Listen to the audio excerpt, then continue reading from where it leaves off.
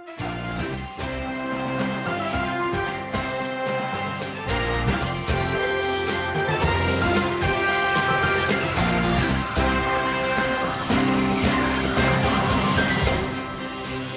afternoon. It's Tuesday, the 10th of February. I'm Erin Viner, and this is IBA News broadcasting from Jerusalem. We open with the ongoing saga over the speech Prime Minister Benjamin Netanyahu is slated to deliver before the U.S. Congress next month. American President Barack Obama is warning Netanyahu not to sour nuclear negotiations with Iran during his address, and the first senator has declared outright that he will not be in attendance. Here with more is IBA's diplomatic correspondent Ellie Wogelenter. At a news conference yesterday with German Chancellor Angela Merkel, President Obama spoke out about the talks with Iran. Obama touched on all the points between the U.S. and Israel, though the one issue he did not mention directly was Netanyahu's speech itself. Here are the entire comments. With respect to Prime Minister Netanyahu, as I've said before, I talk to him all the time. Our teams constantly coordinate. We have a practice of not meeting with leaders right before their elections, 2 weeks before their elections. As much as I love Angela, if she was 2 weeks away from an election, she probably would not have received an invitation to the White House. And I suspect she wouldn't have asked for one. So, you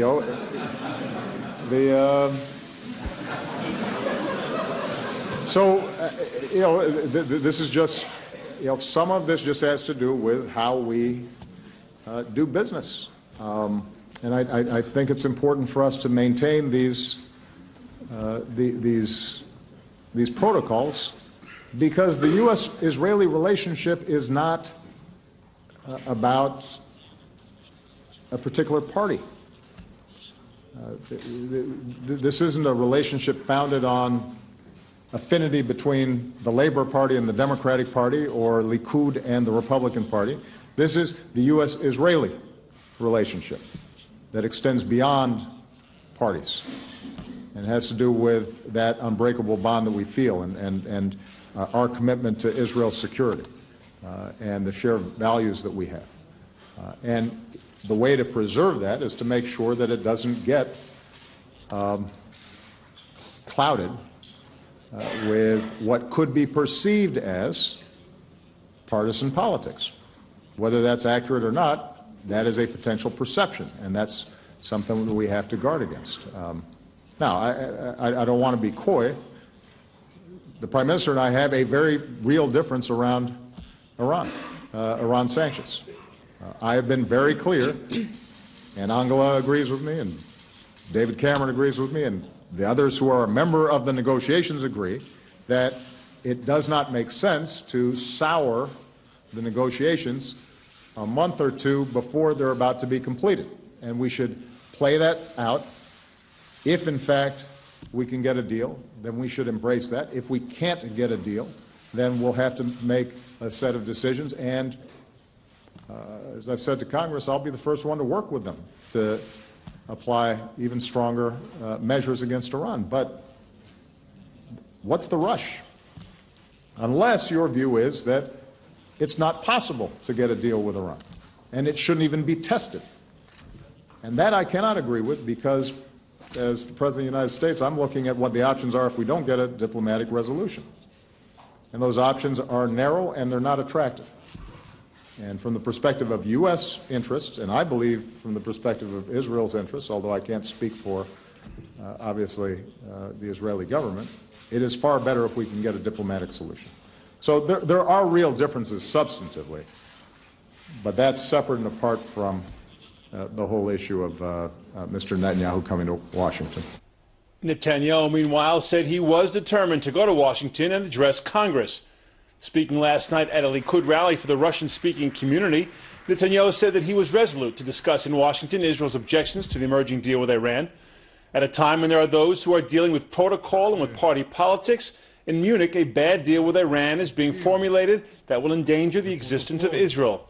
According to the reports I am getting, this agreement will afford Iran, within a few years, the ability to manufacture dozens of nuclear bombs. And as Prime Minister of Israel, it is my obligation to do everything to prevent this dangerous agreement.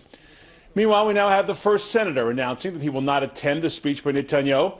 Independent Senator Bernie Sanders from Vermont argues that Obama should have been consulted before the invitation was extended.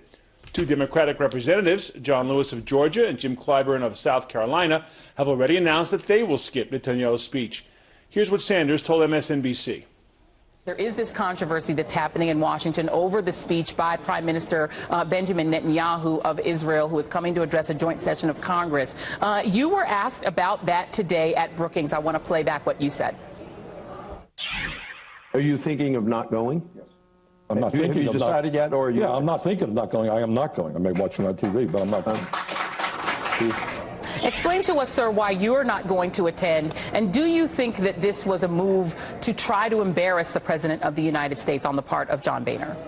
I think perhaps it was. I think when it comes to foreign policy, especially in as volatile a place as the Middle East, you really don't want to be playing politics. And the idea that the President of the United States, who leads us in foreign policy, was not consulted about Netanyahu coming to Congress is unacceptable. Second of all, as you know, there is going to be an election in Israel in the near future. And the idea of allowing Netanyahu or any candidate from any country using the Congress of the United States for their own partisan political purposes back home is wrong. It's not something we should be doing. Meanwhile, a group of Democrats in the House of Representatives are circulating a petition asking Republican Speaker John Boehner to postpone the March 3rd speech by Netanyahu. As members of Congress who support Israel, we share concern that it appears that you are using a foreign leader as a political tool against the president, states the letter, which is being circulated by Representatives Keith Ellison, Steve Cohen, and Maxine Waters. While the petition asks Boehner to delay the speech, it stops short of declaring that members signing won't attend. The names of all lawmakers signing it won't be released until later this week. And the American liberal J Street lobbying group has also launched a petition. This one denounces Netanyahu's claim that his upcoming speech before Congress will be made on behalf of all Jews. The campaign, entitled "I Am a Jew and Bibi Does Not Speak for Me," calls on American Jews to sign a petition against Netanyahu's visit. Add your name, it says. Help us let his ambassador in Washington, Ron Dermer, know that as an American, as a Jew, Benjamin Netanyahu does not speak for you. At the moment, 20,000 people have signed this petition. I'm sure we haven't heard the end of this story yet. Erin? Thanks for that report. In other news, an indictment has been filed against Rabbi Yonah Metzger on charges of bribery, fraud, money laundering, and other crimes following the recommendations from police and Attorney General Yehuda Weinstein. The former Ashkenazi chief rabbi is suspected of receiving illicit donations of millions of shekels in exchange for services that he conducted as part of his official role. According to police reports, the donations were transferred to nonprofit organizations connected to Metzger, and that he used some of the money for personal purposes. Two drug smugglers were shot and killed this morning in a dramatic shootout in the south. According to preliminary investigation, the armed Israeli suspects entered a closed military zone in the Negev desert between Nitzana and Kadesh in their attempts to pick up a bag of drugs from associates on the other side of the Egyptian border. Egyptian soldiers detected the activity and shot at the smugglers, who returned the gunfire. IDF Central Brigade forces in the area then fired warning shots into the air and evacuated the critically wounded criminals in coordination with the Egyptians. This morning's incident occurred in an area that has been the site of repeated efforts to smuggle in drugs or other illegal items from across the border.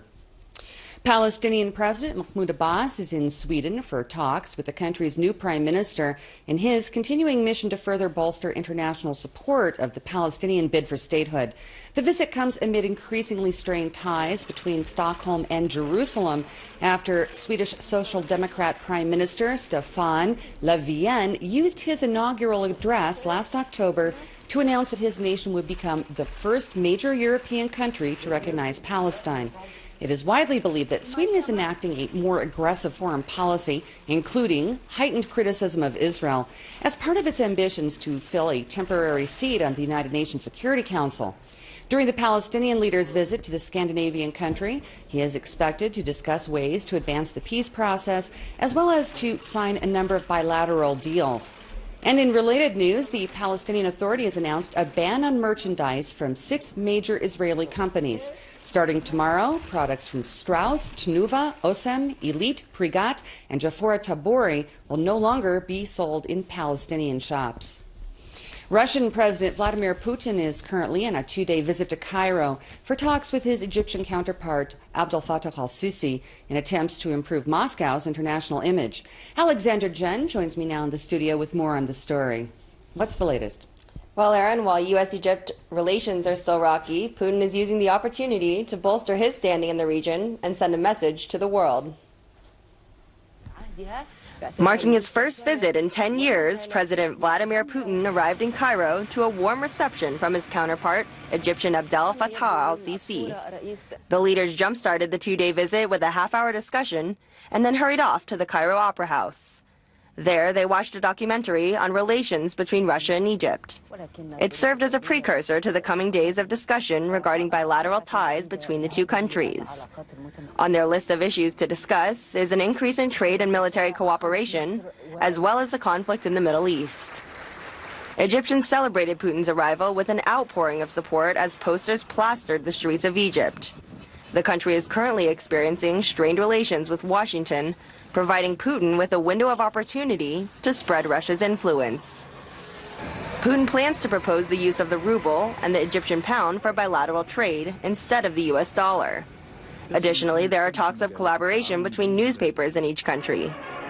Putin also reportedly has plans to supply Egypt with arms to fight ISIS and al-Qaeda, something that the U.S. has failed to do. Putin's visit to Egypt runs parallel with continued Ukrainian peace talks, set to resume on Wednesday. Critics believe Putin's trip may be his way of showing that Russia is not an isolated country and that he does have allies. The trip is also being viewed as a way for Sisi to prove Egypt does not have to rely so heavily on the United States. The U.S. did deliver 10 Apache helicopters to Egypt in December, signaling the mending of ties between the two countries. Although Washington partially suspended its $1.3 billion annual military aid to Egypt, following Sisi's overthrow of the elected government and crackdown on dissent. It'll be interesting to see after Putin's maneuvering in which camp Egypt ends up. We'll be monitoring that situation closely. Aaron. Thanks very much, Alexandra. A new propaganda video for the Islamic State featuring captive British journalist John Cantley has been released, in which he refers to that episode as being the last of the Lend Me Your Ear series, suggesting that his value to the extremist group may have expired. The video shows Cantley giving a tour of the Syrian city of Aleppo, where he interviews a French-speaking gunman who praised last month's terror attacks in Paris and urged French Muslims to carry out more of the same. Cantley is also seen visiting a Sharia court where he defends the Islamist rulings, and then in a religious school to praise the education received by the children. Cantley was abducted in Syria in 2012 and has now appeared in 9 ISIS propaganda videos depicting him as a journalist critical of Western policy, particularly military actions. This clip was claimed to have been filmed after an attack on a public market. We're in the middle here of the market, which is a completely civilian area, and there's just been a large bomb strike on that building behind me. We heard the explosion. We were just about 5 minutes over that way. The fire brigade, the Islamic State fire brigade are here trying to clear up the mess, but it's absolute pandemonium. And all this follows a drone which we saw 5 minutes ago, and then Assad's Air Force comes in and drops bombs on the market. Now, as far as I know, the Syrian Air Force does not have drones. That must have been an American drone. That was definitely Assad bomb dropping here on the market. President Reuven Rivlin hosted the Forum of the IDF General Staff at a ceremony marking the conclusion of Chief of Staff Lieutenant General Benny Gantz's term in office. The career military officer has held the post since 2011 and will step down this coming Monday. The president urged the 55-year-old to carry on with his contributions to the state, telling Gantz that even though he will soon be out of uniform, the people expect him to continue his leadership in civilian life. Rivlin added that the country would like to see Gantz become active again as soon as possible, stressing that he has no doubt that the Lieutenant General's personal timeout will be shorter than expected. The IDF has destroyed a Hamas tunnel discovered during Operation Protective Edge, stretching from the Gaza neighborhood of Sajaya to Kibbutz Nahal Oz. The route of the underground passage has been controlled by the army since the summer conflict with the terror group. IDF forces charged with demolishing the tunnel operated on the Israeli territory near the border with Gaza, where they also discovered several weapons at the site. The Swiss branch of the British multinational HSBC Banking and Financial Services Company is at the center of a global storm after details of 40,000 secret bank accounts held by thousands of private individuals and companies from across the world were leaked. The list suggests that the banks assisted clients in evading taxation on accounts containing an estimated $119 billion.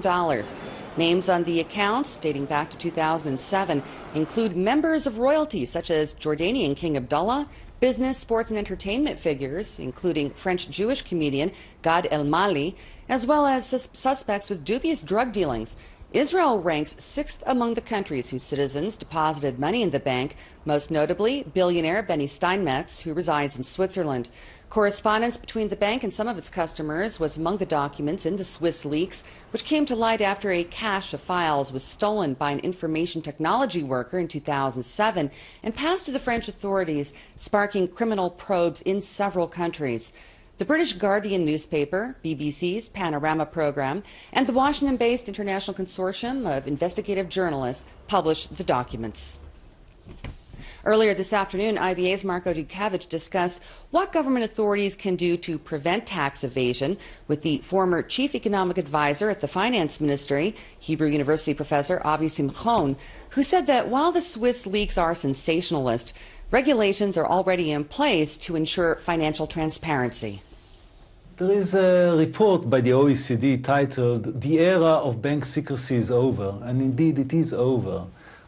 What happened with the HSBC is really something that will happen in a couple of years to all bank accounts, all offshore bank accounts. Israel could ask any bank, at least in the OECD and also in Switzerland, it could ask any bank to report about accounts of all Israeli nationals. So that's good news for the tax authority. It's good news for us because it means that people who were hiding their monies offshore in foreign banks would have now to disclose their assets and to pay tax on them. Okay, now many Israelis who made Aliyah from abroad hold bank accounts in their native countries or countries of origin as well as here. What are they obligated to do according to the law? Americans who made Aliyah have an exemption. That was a law that was passed a couple of years ago. We gave an exemption for a couple of years to people who came from the United States and made Aliyah. In general, they should just notify the authorities about any bank accounts and assets that they keep abroad. Okay, how concerned should we be that such sensitive information was leaked? You and me should not be concerned about it, right? We don't hold large sums of money abroad. Those who do hold large sums of money abroad and they don't want tax authorities to know about it, they should be concerned.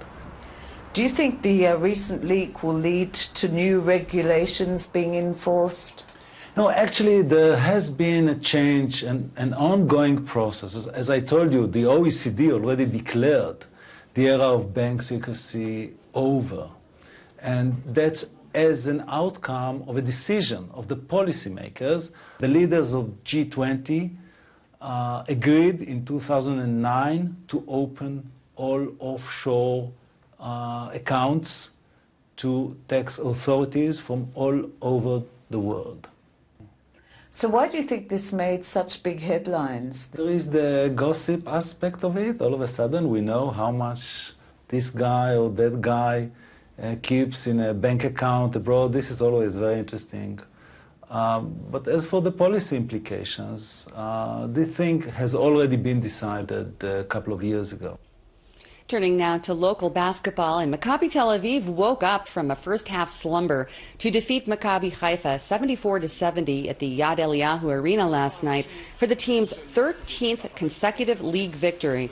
Haifa appeared on its way to an upset when it opened up a 21-point lead before succumbing to the champions. Tel Aviv improved its record in the league to 17-2, which is a 4-game advantage over second-place Hapoel Jerusalem. Devin Smith led Tel Aviv with 21 points, with Alex Tyus scoring 15 and pulling down 10 rebounds. The same two teams will meet up next week for the State Cup semifinals here in Jerusalem. Financial leaders of the world's 20 largest economies gathered at the Istanbul Congress Center on the first of a 2-day meeting. The delegations are expected to massively reduce the 1,000-odd commitments that they pledged last year as part of the Brisbane Action Plan to boost growth to just 5 to 10 priorities per country, so that it will be easier to check if those conditions are being met. The measures were launched as part of the strategy to raise participating nations' collective gross domestic product growth by an additional 2 percentage points over the next 5 years, above the levels that were projected in 2013, and to create millions of new jobs. The G20's Turkish chair opened the meeting by setting this year's goals of implementation, investments, and inclusiveness.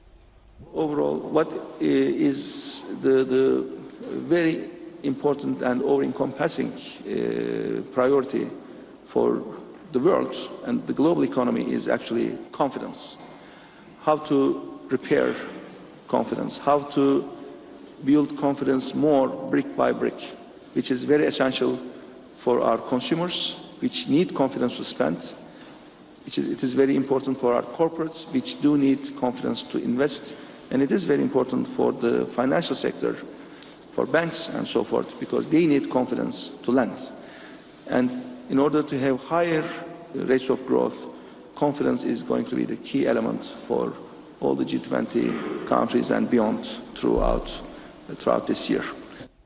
Taking a look at local finance, and the shekel today increased in strength against all major foreign currencies, while share prices on the Tel Aviv Stock Exchange were also up across the board. Here's a look at the afternoon numbers.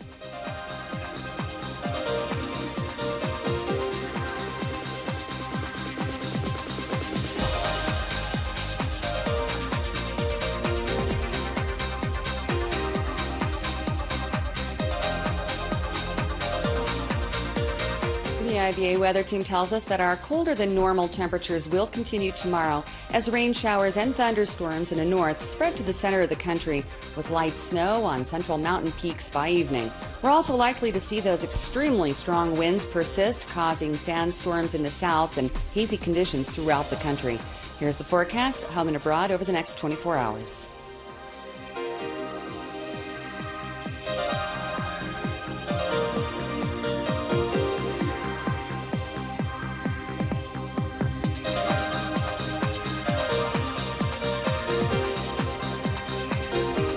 Thank you for being with us this afternoon. Laura Cornfield will be at this desk tomorrow, same time, same channel, to bring you the latest breaking news. I'm Erin Viner, wishing you a great evening and shalom from Jerusalem.